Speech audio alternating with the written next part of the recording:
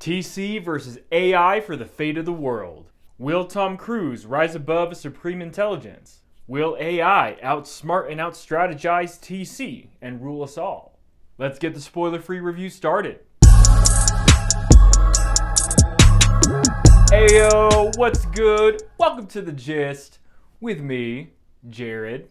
Mission Impossible Dead Reckoning Part 1 is an epic action adventure that puts Tom Cruise, Ethan Hunt, and his crew at the forefront of a plot to stop a sentient artificial intelligence from falling into the wrong hands. The world is changing.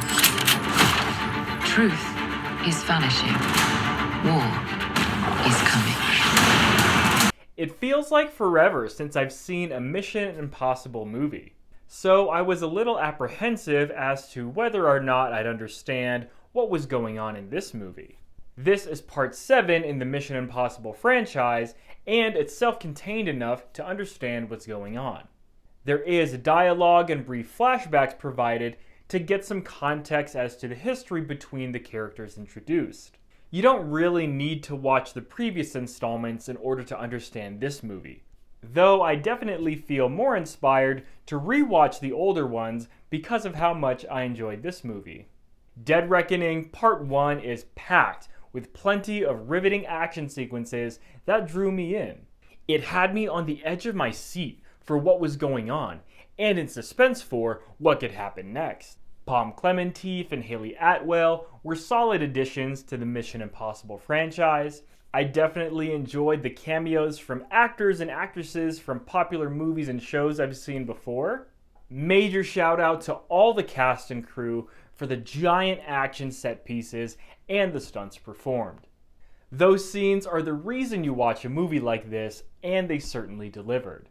Though there is a bit of suspension of disbelief when it comes to a movie like this, a lot of the action sequences felt pretty real.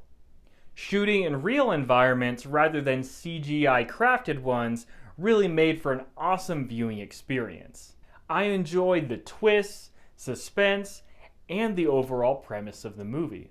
The AI conversation is a very prominent one in our world right now, and one that I try to keep up to date with. So the premise of a sentient, supremely powerful AI, possibly at odds with humanity, really worked for me. The only drawback I have for Dead Reckoning Part 1 was the length of the movie. 2 hours and 43 minutes did feel quite long. Though there are quite a few action sequences imbued with intensity and some moments of comedic levity, there were times where I felt exhausted for our characters. A similar experience to John Wick 4, but not quite at that same level. The moments in between the action used to build the story was when I really felt that runtime. Also, there were parts where it was a bit hard to follow the story and understand the motives of our good guys and bad guys. Though I had some drawbacks, they didn't detract from having a great time with Mission Impossible Dead Reckoning Part 1. The ending of the film does a solid job at bringing things full circle, capping off Part 1, and has me in anticipation for Part 2. And that's the gist to my spoiler-free review of Mission Impossible Dead Reckoning Part 1. What did you think of this movie? Is this the best installment to the Mission Impossible franchise? How many more of these movies could you see Tom Cruise doing? Hit me up, let me know your thoughts in the comments down below. I'll catch you next time on The Gist.